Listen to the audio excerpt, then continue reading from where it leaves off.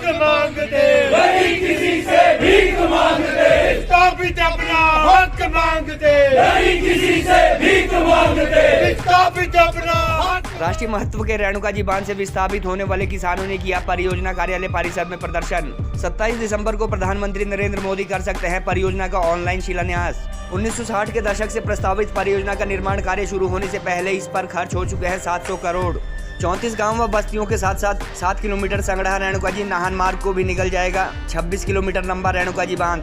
गिरी नदी में गर्मियों व सर्दियों में मात्र 5 क्यूमेक्स के करीब पानी रहने से दिल्ली सहित आधा दर्जन राज्यों को लगातार 23 क्यूमेक्स पानी दिए जाने पर उठे सवाल। हिमाचल प्रदेश सरकार अथवा HPCL जहां एक तरफ राष्ट्रीय महत्व के रेणुका जी बांध का प्रधानमंत्री नरेंद्र मोदी से शिलान्यास करवाए जाने की तैयारी कर रहे हैं, वहीं दूसरी तरफ लंबे अरसे तक शांत रहे विस्थापितों ने भी अपनी मांगों को लेकर प्रदर्शन का मोर्चा खोल दिया है। शनिवार को ददाहू स्थित रेणुका जी बांध परियोजना के कार्यालय में पावर कॉर्पोरेशन के 15वें स्थापना दिवस का समारोह शुरू होने के कुछ ही देर बाद प्रदर्शनकारी विस्थापित किसान आयोजन स्थल पर आ पहुंचे और नारेबाजी व नोकझोंक के चलते उक्त कार्यक्रम को बंद करना पड़ा। विस्थापित जन संघर्ष समिति द्वारा किए जा रहे प्रदर्शन में शामिल संगड़ा पंचायत के उप प्रधान से घटना स्थल पर मौजूद परियोजना के कर्मचारियों अथवा पुलिस कर्मियों से नोकझोंक होने के बाद विवाद बढ़ा और इसके बाद जमकर प्रदर्शनकारियों ने बांध प्रबंधन के खिलाफ नारेबाजी की। परियोजना कार्यालय परिसर के बाद विस्थापित होने वाले किसानों द्वारा ददाहू बाजार में भी प्रदर्शन किया गया और जल्द विस्थापितों को पहचान पत्र जारी न होने तथा पैरा 55 के तहत अब तक मिले मुआवजे का विवरण न दिए जाने की सूरत में आंदोलन तेज करने की चेतावनी दी।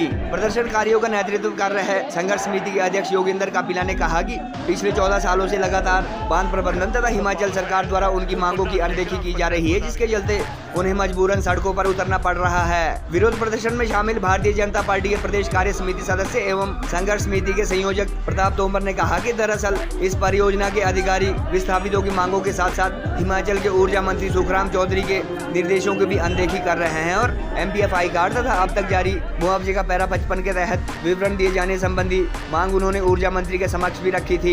जानकारी के मुताबिक 1960 के दशक में तत्कालीन प्रधानमंत्री इंदिरा गांधी द्वारा इसी नदी पर मौजूद 60 मेगावाट की गिरी विद्युत परियोजना के शिलान्यास के साथ साथ गिरी 2 के नाम से मात्र 40 मेगावाट की रेणुका जी बांध परियोजना का भी शिलान्यास किया गया था और तब से अब तक विभिन्न अड़चनों व राजनीतिक इच्छा शक्ति के अभाव के चलते यह बांध मुआवजा जारी करने व इन्वेस्टिगेशन संबंधी काम पर अरबों का बजट खर्च होने के बावजूद लंबित रहा।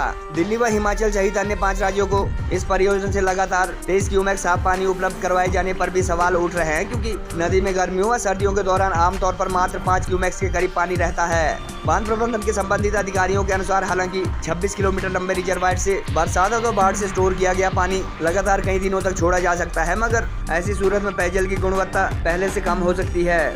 17 पंचायतों के 34 के करीब गाँव व बस्तियों को निकल जाने वाले 26 किलोमीटर लंबे इस बांध से उपमंडल संगड़ा व चौपाल को नाहन व चंडीगढ़ आदि से जोड़ने वाला 7 किलोमीटर संगड़ा रेणुका जी नाहन मार्ग भी जलमग्न हो जाएगा, जिसकी वैकल्पिक सड़क के लिए विभाग द्वारा अब तक बजट उपलब्ध नहीं करवाया गया है। रेणुका जी बांध के महाप्रबंधक रूपलाल ने बताया कि विस्थापितों को MPF पहचान पत्र देने व पैरा 55 के तहत अब तक जारी मुआवजे का विवरण देने संबंधी प्रक्रिया शुरू की जा चुकी है। उन्होंने कहा कि बांध का वास्तविक निर्माण कार्य शुरू होने से पहले ही विस्थापितों की सभी समस्याओं का निदान होगा और उनकी जायज मांगों को पूरा किया जाएगा। उन्होंने कहा कि केंद्रीय मंत्रिमंडल की CCA कमेटी द्वारा अनुमोदित 6,946 करोड़ के करीब बजट को मिलते ही वैकल्पिक संगड़ा रेणुका जी मार्ग सहित बांध से जुड़े सभी आवश्यक कार्यों के लिए धनराशि उपलब्ध करवाई जाएगी। महाप्रबंधक इंजीनियर रूपलाल ने बताया कि आगामी 27 दिसंबर को भारत के प्रधानमंत्री द्वारा इस परियोजना के ऑनलाइन शिलान्यास करवाए जाने की तैयारियां चल रही है। हालांकि अभी प्रधानमंत्री का आधिकारिक कार्यक्रम तय होना बाकी है।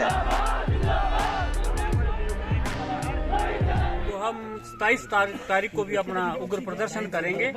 यदि हमारी एक भी मांग, इन्होंने 14 साल में एक भी मांग नहीं, हमारी MPF कार्ड अभी तक नहीं बने हैं और हमें ये पता नहीं हम किस श्रेणी में हैं और बांध प्रबंधन जो है 14 वर्ष से यहाँ सोया हुआ बैठा है। तो आज तक इन्होंने, सरकार इनसे ये पूछे भाई आज तक इन्होंने क्या किया। R&R में 3 R&R इनकी आ गई है, हम कौन सी किस R&R को ठीक माने। तो बांध प्रबंधन सोया हुआ है और अभी तक इन्होंने कुछ भी नहीं किया।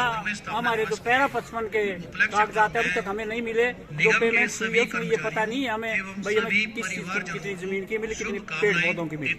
और बांध प्रबंधन ने 1 महीने का समय दिया, लेकिन अफसोस की बात यह है कि इन्होंने अभी तक एक भी काम करके नहीं। अपना इस दिवस को काले दिवस के रूप में मना रही है, जहां एक और